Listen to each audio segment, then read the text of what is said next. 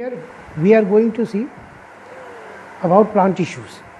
Plant tissues have been divided into two groups, meristematic tissue and permanent tissue. Meristematic tissues are those tissues which are capable of cell division. They continue divide. But permanent tissue have fixed shape and size. They do not have the capacity of cell division. Now meristematic tissue is further divided into three groups. They are apical meristem, lateral meristem and intercalary meristem.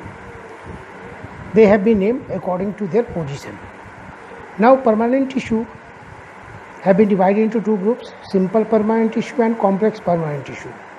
Simple permanent tissue has been further divided into three groups, parenchyma, collenchyma and sclerenchyma. We will see about them later on. Now complex tissue. This has been divided into xylem and phloem. These are also called conducting tissues.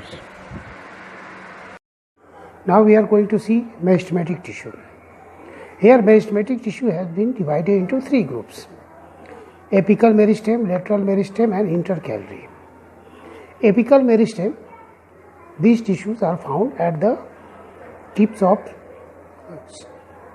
stem or shoot and root. This lateral meristem is present beneath bark of stem and roots of dicot plants. Here.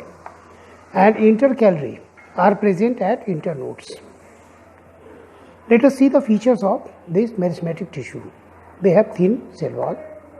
They may be different shapes, spherical, oval, rectangular or they do not have intercellular space. There is no space between the cells of meristematic tissue. Cytoplasm is dense and nucleus is large and prominent. Vacuoles.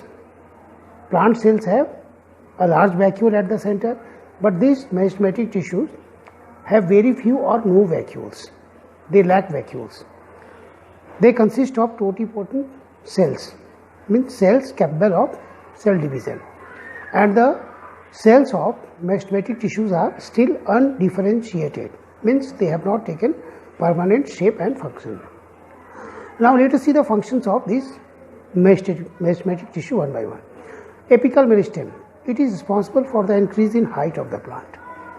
Lateral meristem, this is responsible for increase in diameter and girth of the plant.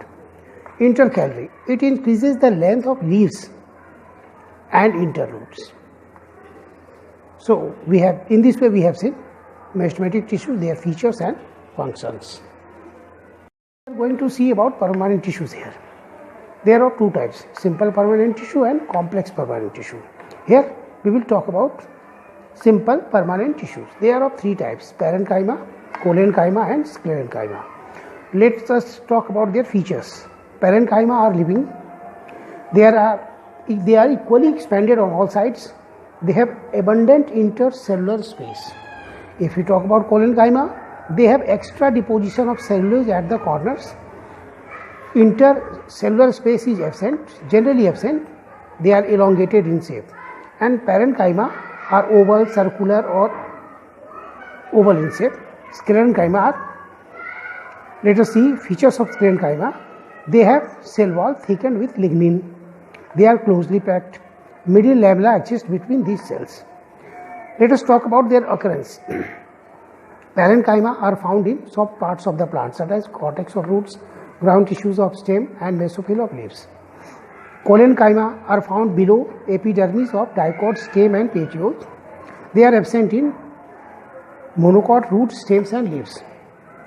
And sclerenchyma occur in the stems, roots and veins of leaves and hard covering of seeds and nuts. They are also found in coconut husks. Now let us talk about their functions. Parenchyma act as packaging tissue. They also store food. Some parenchyma which have chlorophyll are called chlorenchyma and they perform photosynthesis. Hydrophytes have parenchyma with air-filled cavities and they are called aerenchyma. They give buoyancy to these plants. They also store water in succulent plants like cactus.